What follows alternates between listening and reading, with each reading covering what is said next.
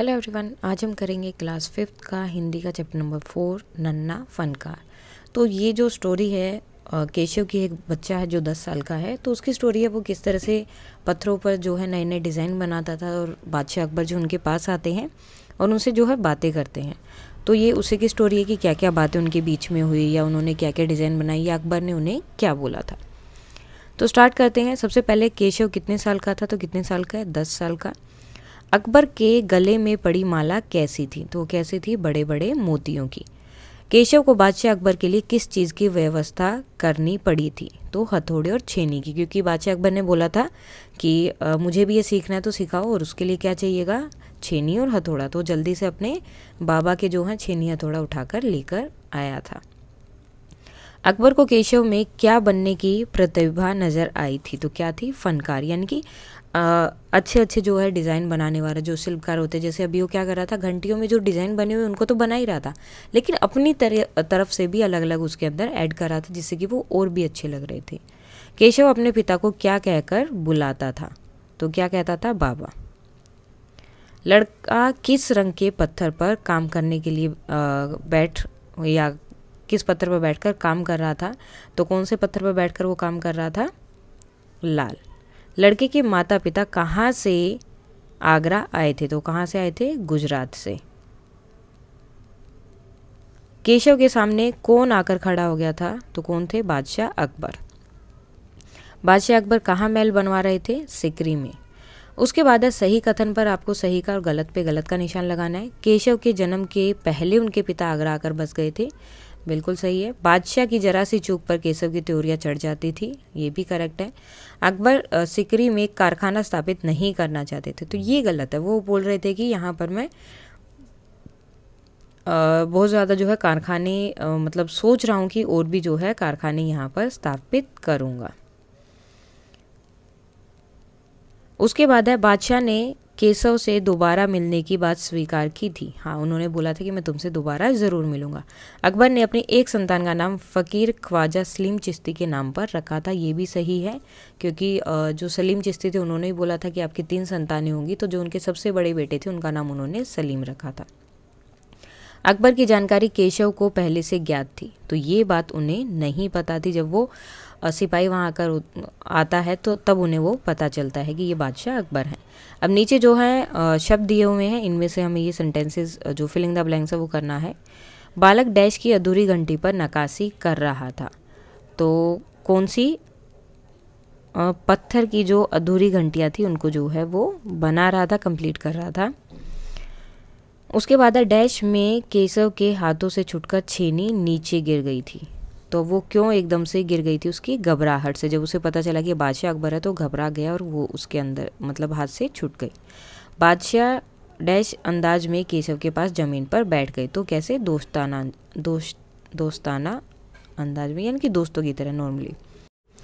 So next है, केशव पत्थर पर बने नमूनों को तराशने के साथ साथ अपनी तरफ से भी उसमें क्या कर रहा था? कुछ कुछ जो है डिज़ाइन जोड़ रहा था। बादशाह ख्वाजा सलीम चिश्ती से मिलने के लिए कहाँ गए थे? सिकरी गए थे, और वहीं पर उन्होंने उनके जो है याद में एक शहर बनाने के लिए बोला था। बादशाह का डैश बहुत सुंदर शहर है। अब कौन सा?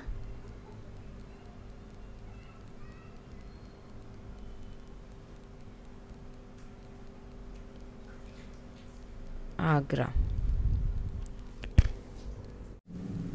उसके बाद नेक्स्ट है, लड़के ने एक अधबनी यानी कि जो आधी बनी थी और आधी नहीं बनी थी, तो वो अधूरी घंटी उठाई और उसमें जो है अपनी छेनी और जो भी हथौड़ा था उसको लेकर वो उसको कंप्लीट करना शुरू किया।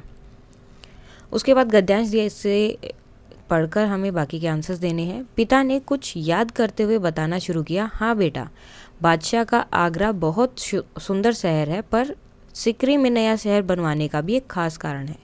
मैंने सुना है कि जब बादशाह अकबर की कोई संतान नहीं थी, इस वजह से वे हर वक्त परेशान रहते थे। वे बहुत से साधु संतों और फकीरों के पास गए। भटकते भटकते बादशाह ख्वाजा सलीम चिश्ती के पास सिकरी गए या आए। उन्होंने ही बादशाह को बताया कि उनकी एक नहीं 3 संतानें होगी। तो किस सुंदर शहर में रहते सिकरी में नया शहर बनवाया जा रहा था? तो कौन सा था वो? आगरा में रहते हुए। अकबर हर समय किस वजह से परेशान थे? संतान ना होने के कारण।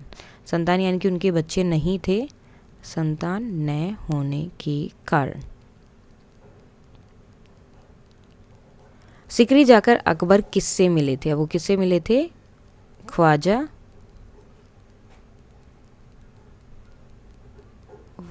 सलीम चिश्ती।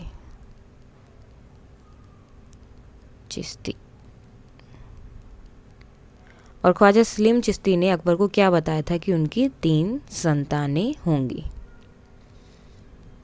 3 संतानें होंगी।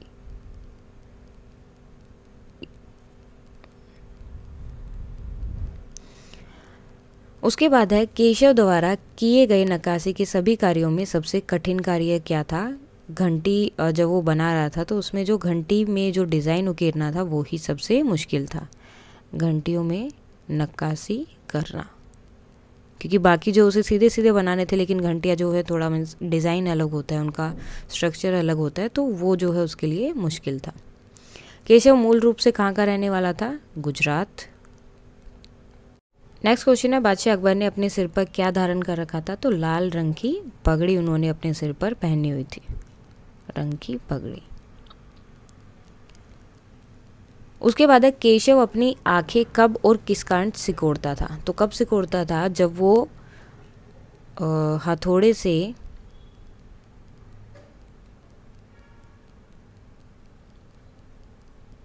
छेनी पर वार करके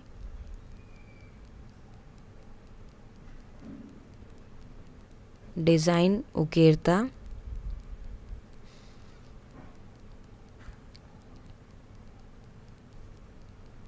तो उस टाइम पर वो अपनी आंखें सिकोड़ लेता था, उकेरने या उकेरने के समय।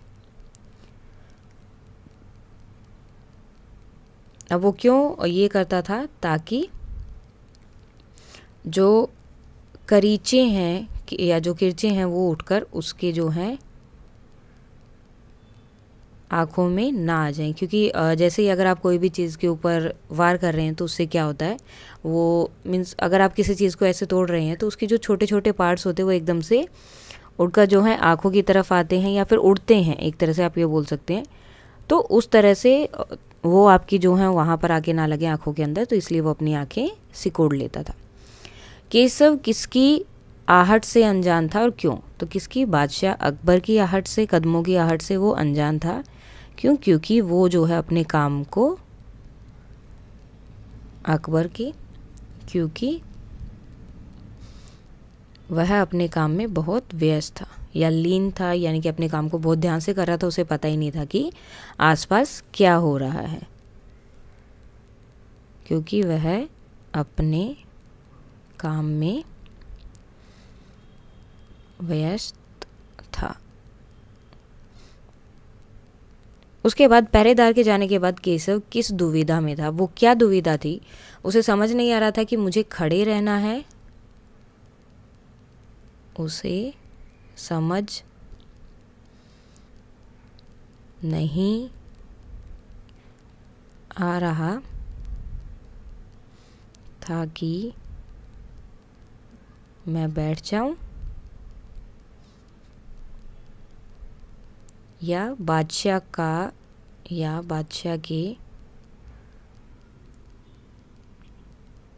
के हुक्म का इंतज़ार करूं, कि वो जब बोले बैठने के लिए तो ही मैं बैठूं, का इंतज़ार करो। तो ये दुविधा में वो वहाँ पर खड़ा हुआ था। केशव क्या पूरा करने में जुट गया था? तो अब केशव जो है क्या पूरा कर रहा था? जो घंटियाँ उसे मिली थी उसमें जो उसे डिज़ाइन बनाने थे, तो घंटियों को पूरा करने में जो उसकी अधबनी घंटियाँ बची हुई थी उनको पूरा करने में। केशव पहरेदार ने केशव को खड़ा होने के लिए क्यों कहा? अब क्यों कहा था? क्योंकि वो जो है बादशाह अकबर के सामने बैठा हुआ था और उनके अकॉर्डिंग अगर अकबर आए हैं या बादशाह हैं तो उनकी रिस्पेक्ट के लिए वो सब जो है खड़े होते थे, क्योंकि वो बादशाह अकबर के सामने बैठा था। अब देखो अकबर खड़े थे और वो बैठा था, तो इसीलिए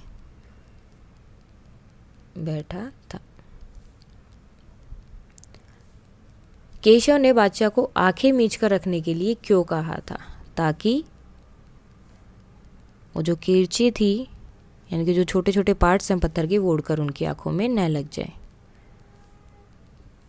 किरचे उड़कर उनकी आंखों में न लग जाए, उनकी आंखों में न लग जाए। सभी संगत रासों में केशव की धूम क्यों मच गई थी? अब क्यों मच गई थी? क्योंकि बादशाह अकबर ने उससे काम सीखा था या बादशाह अकबर ने उनसे बात की थी? क्योंकि अकबर ने उससे बात की तथा काम सीखा। वो जो उकेरने वाला काम था वो भी उन्होंने उससे सीखा। तो आज हम करेंगे इतना ही। उसके बाद ये जो बाकी के क्वेश्चंस हैं आपके और जो व्याकरण वाला पार्ट है वो हम करेंगे कल। अगर इसमें कोई डाउट है तो आप कमेंट करके बता सकते हैं। And that's all for today and please like share and subscribe. Thank you.